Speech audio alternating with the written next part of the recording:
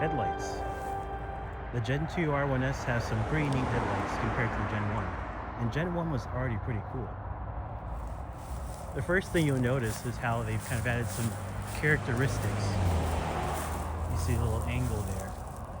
They've done that across the whole light bar to where now it almost has a little bit of character.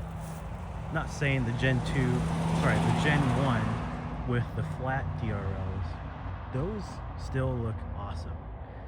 They basically took that already awesome design and added some angles to this one. Little notch in the bottom, give a little bit of character. Looks fantastic. But even apart from the immediate looks from regular driving, they actually have some pretty neat features. One of my favorites is the addressable LED light bar below the main DRL and below the brake light bar as well. I shared a little bit about it in my first video about this. You can have different hazard light configurations. So say you're in quite a pickle on the highway.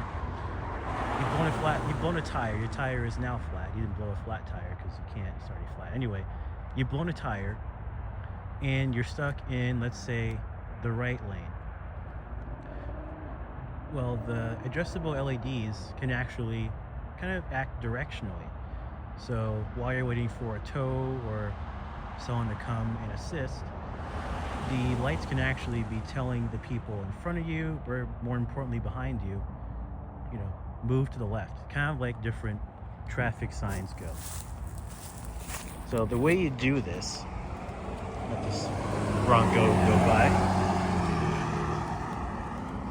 The way you do this, turn my music down.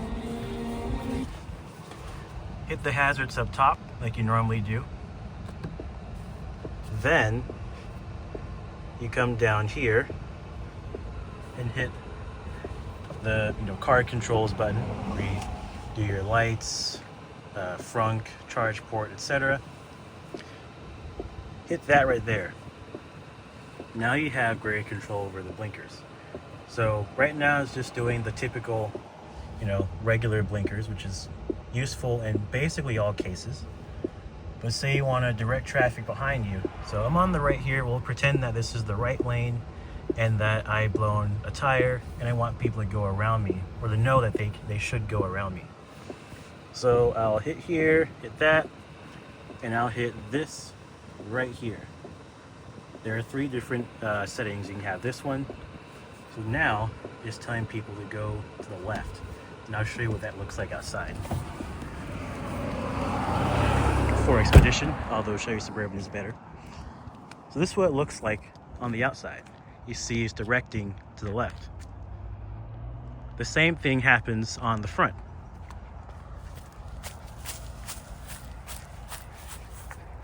So you can also see from the front as well, hey, go this way. And obviously it does the same thing for the right if you want people to go to the right of you. My favorite is the one that you can select to have people go around you on both sides. Say you're in the middle lane. This one. I will confess I use this quite a lot, even though I don't necessarily have to. This looks awesome. So that's to tell people, hey, go around me.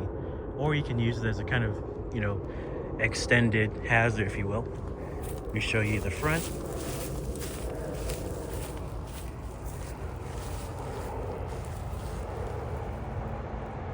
So yeah.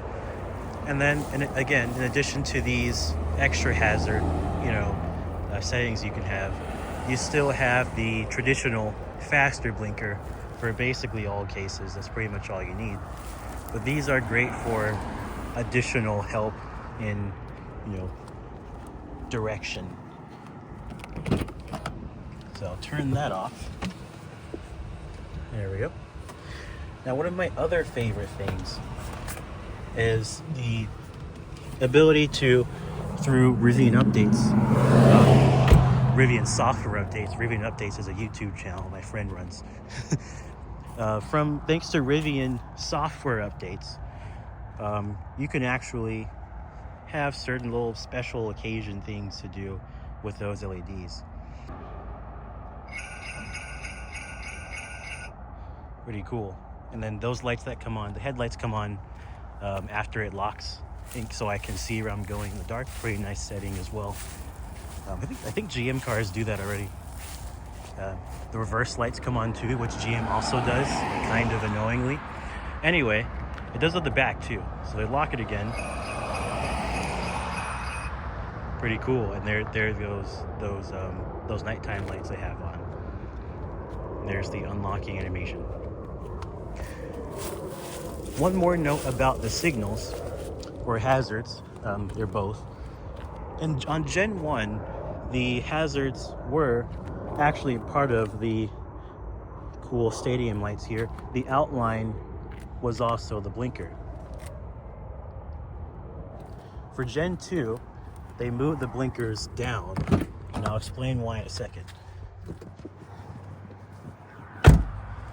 So on Gen 2, the blinkers are down here.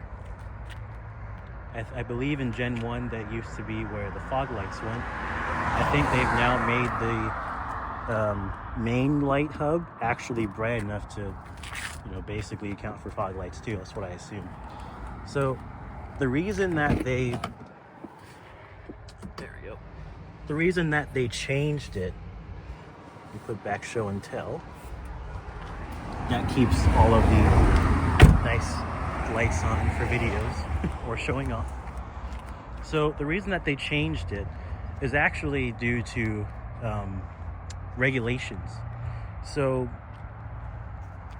I forget what the exact rule is, but basically when they had the signals on the stadium lights themselves, right here, they would have to dim the entire light bar. Basically all the DRLs would have to dim in order to activate the blinker.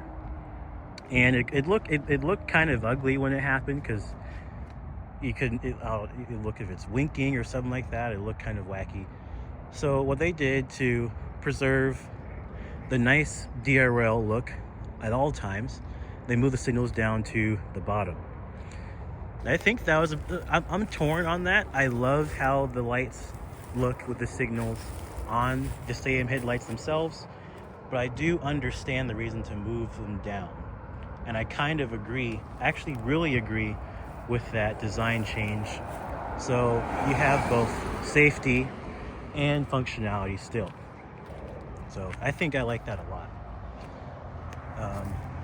Going to the back briefly, unlike the front of the Gen 2s, the back hasn't changed. The only difference with the back lights, I can't talk. They added the addressable LEDs across here like the front. Besides that, the back lights are exactly the same.